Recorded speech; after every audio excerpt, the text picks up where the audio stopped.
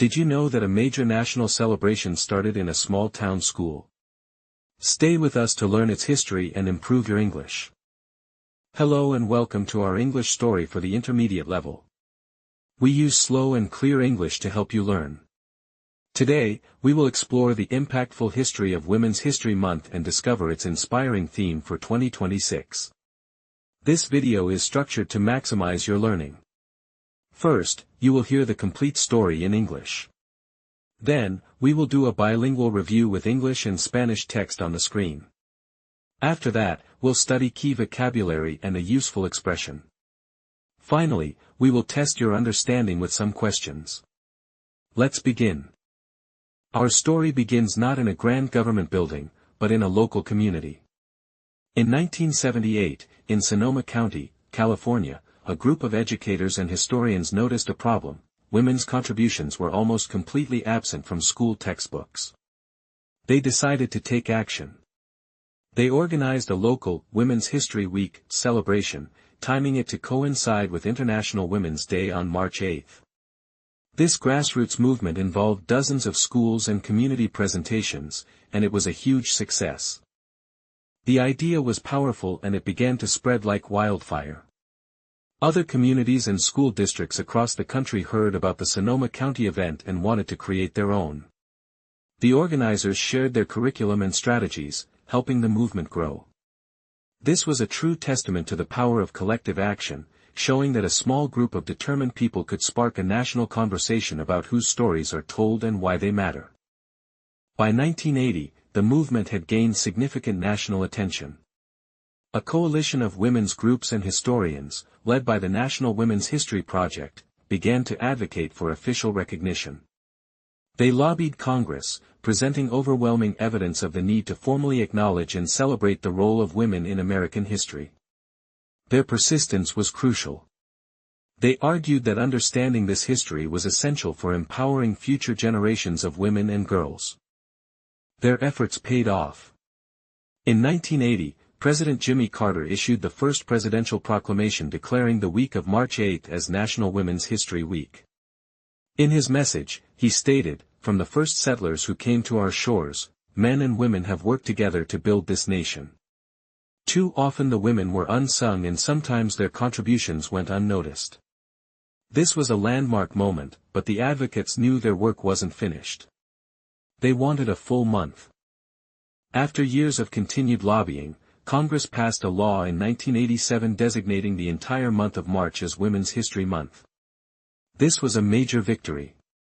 The month-long observance provides a dedicated time for schools, museums, and communities to explore the vast and diverse contributions of women. It's a time to learn about the hidden figures, the scientists, artists, activists, and leaders whose stories were often overlooked but were essential to progress. Each year, the National Women's History Alliance selects a theme to guide the celebrations. Looking ahead, the inspiring theme for 2026 is Women Forging the Future, Pioneers in Progress. This theme focuses on women who are breaking new ground in science, technology, arts, and social change. It encourages us to not only look back at history but also to celebrate the women who are creating the world of tomorrow, right now.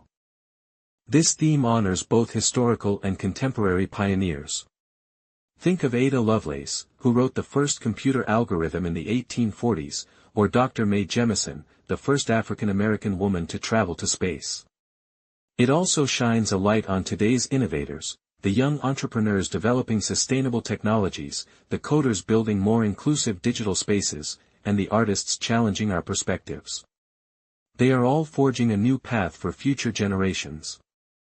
So, how can you celebrate and carry this torch forward?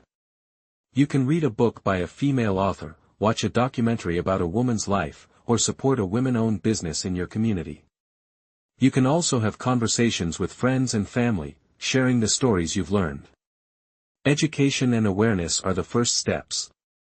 Every action, no matter how small, helps ensure these important stories are not forgotten. Women's History Month is more than just a date on a calendar.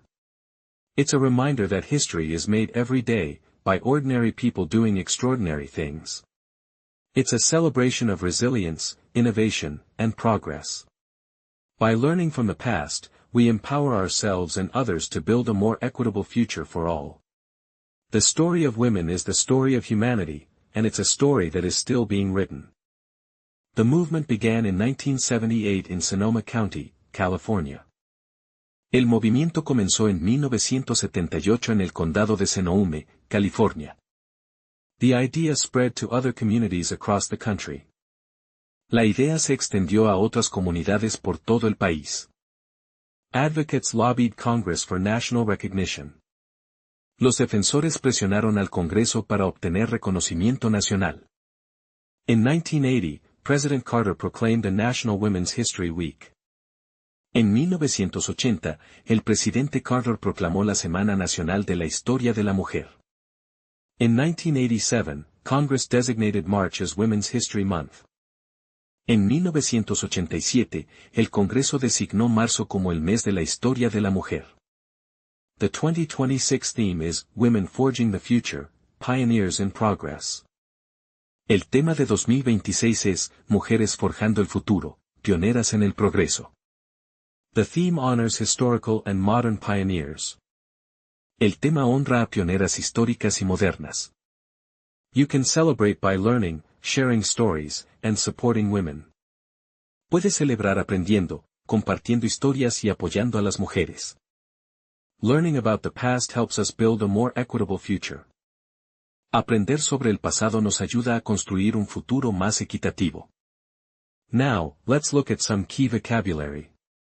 First word, grassroots. A grassroots movement is one that is started by ordinary people in a local community, not by leaders or the government. For example, the campaign to save the local park was a grassroots effort. Next word, proclamation. This is an official public announcement. For example, the president issued a proclamation declaring a national holiday. Our third word is, to forge. This verb means to create something strong and successful, often with a lot of effort. For example, the two countries forged a strong alliance. In our story, women are forging the future. And our final word, pioneer. A pioneer is a person who is among the first to explore or settle a new area, or one of the first to develop or use a new method or activity. For example, Marie Curie was a pioneer in the field of radioactivity. Today's useful expression is, to pave the way for.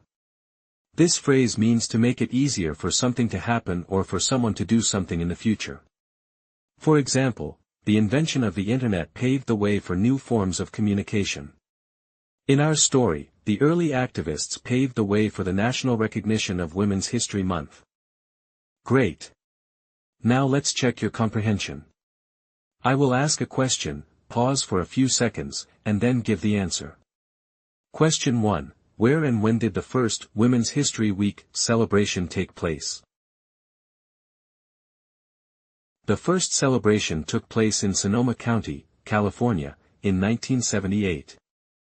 Question 2. Which U.S. president issued the first proclamation for National Women's History Week? President Jimmy Carter issued the first proclamation in 1980. Question 3. What is the theme for Women's History Month in 2026?